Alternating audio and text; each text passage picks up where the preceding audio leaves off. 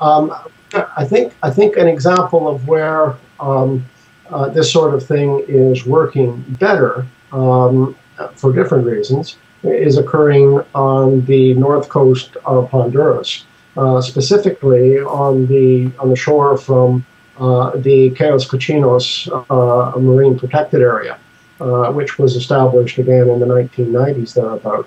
But the people who live along that coast, the Garifuna people, have traditionally used that area, which is now in the protected area, as a fishing zone. Now, with the coming of the marine protected area and the attempt to rebuild the fish stocks, their access is greatly restricted to that area. And so, what to do? A couple of NGOs, specifically Operation Wallacea, which is headquartered in Britain, have been active there, attempting to get the Garifuna people involved in tourism, specifically ecotourism, so that they can benefit economically and perhaps socially from the fact that the marine protected areas are there, that the reefs are relatively intact, and that the fish are coming back. These people have good skill with boats because, of course, they've been out there Right. fishing for Right. generations. And so Wallacea is attempting to build on those kinds of skills and just move the people's economic activity off in a different kind of direction. That is, I think, more likely to be successful because it focuses specifically on the people who would otherwise have been displaced Right. in the marine protected area. Right. No, that's great, and it's more to diversify their economic revenue, I guess, that are coming in, and not just rely on one single revenue base, and diversify that. Exactly, Yeah. exactly. Wallacea has had good success in other parts of the world, notably Indonesia, Right. doing similar kinds of things, and it does seem to be working down in Honduras as well. Okay. And that's great, and I guess one of the questions I have for that is the government involved in those kind of operations? Well, the government's involved a little bit. It's involved essentially in the enforcement side. Right. There is a military patrol boat that does, in fact, operate in that area to make sure that there isn't fishing going on. But people in the area often laughingly dismiss this as 12-hour protection. Right. Once night falls and it's dark, then the possibility exists of people going out and fishing without any interruption from the authorities. And clearly, here the intent by Wallacea is to make it unnecessary for people to depend as heavily on the fisheries as they once did. Right. Right. No, yeah, that's, and I mean, do you find this type of strategy?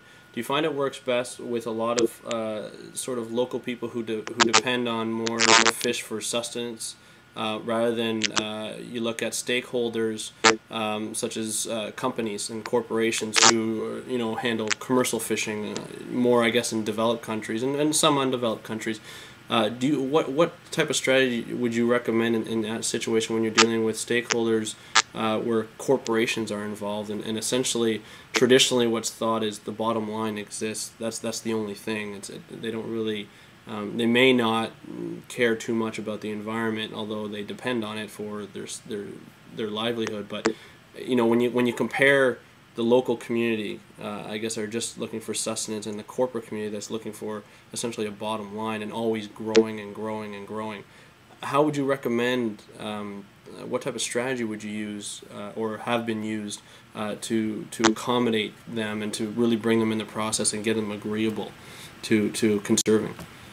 Well, I think it is possible to work with corporations or for corporate interests, I suppose, better to get at these kinds of things. An example, I guess, the coast of New South Wales in Australia.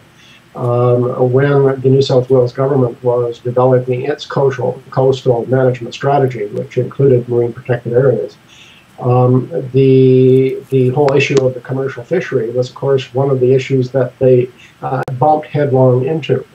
And what they found is that the commercial fishery was really on fairly shaky legs. And in most cases where they eventually did establish marine protected areas, the government was able to buy out the fisheries quotas from those operators and thereby to more or less retire the commercial fishery. Interesting though, because along that coast, and especially in some of the particular marine protected areas like the Cape Byron one, Mm-hmm. it's the recreational fishers that are the bigger problem because Okay. they have not responded particularly well to closing larger proportions of the marine protected area to their particular activity. They have been, of course, induced to accept this because it's supposed to increase the size and numbers of fish. But they regularly understand that this, of course, will happen downstream sometime and not tomorrow. Right. And so they've been quite resistant in that. So Right. I guess what I'm saying is that you're not probably going to find a strategy in those complex coastal areas like we would find in Australia or Canada, for Right. that matter. Right. You're not going to find one size to fit all. Of You're course. going to Yeah. have to you're going to have to find different strategies for different folks, and the relative simplicity that New South Wales found in dealing with the commercial fishery is in direct contrast to the complexity and the difficulty they've had with the recreational fishery. Right. Yeah. Yeah, and I guess in those situations where you're working with more complex, I guess, situations such as dealing with corporate interests and maybe over a larger coast, you would require something a strategy such as marine spatial planning, where its focus is on bringing everything together and everybody together and sort of establishing legal structures and some sort of infrastructure within that community to make sure that people are speaking and that interests aren't conflicting with others. But That's a good point, Andrew, and maybe it's worthwhile sort of expanding on that because it does raise the issue of scale. I mean, when I was talking about the north coast of Honduras, it's a pretty small area. And even the coast of New South Wales is relatively small by comparison to, say, something like the Eastern Scotia Shelf, right. which DFO and others are working with industry, especially the oil and gas industry, but also the fisheries, to attempt to develop just exactly what you suggested, a kind of marine spatial planning scheme Right. that will, in fact, provide some regulation and direction for the various industrial interests that are out there. Right. But that's a huge scale It compared is. to those other. And I think that scale issue is an important one because Yes. if we're dealing on that level, then the strategy needs to be as big as that. But Absolutely. if we're dealing on relatively small scale situations, then the strategies can be much more, what could we say, personal maybe? Right. Well, and also you're looking at you'd have to look at the interaction of those scales too. When say take your example for the Eastern Scotian Shelf, there are a lot of small fishing communities along Nova Scotia who and let's say include PEI and parts of New Brunswick who are not really involved in the larger aspects such as the oil and gas industry and whatnot, but are involved in more local fisheries.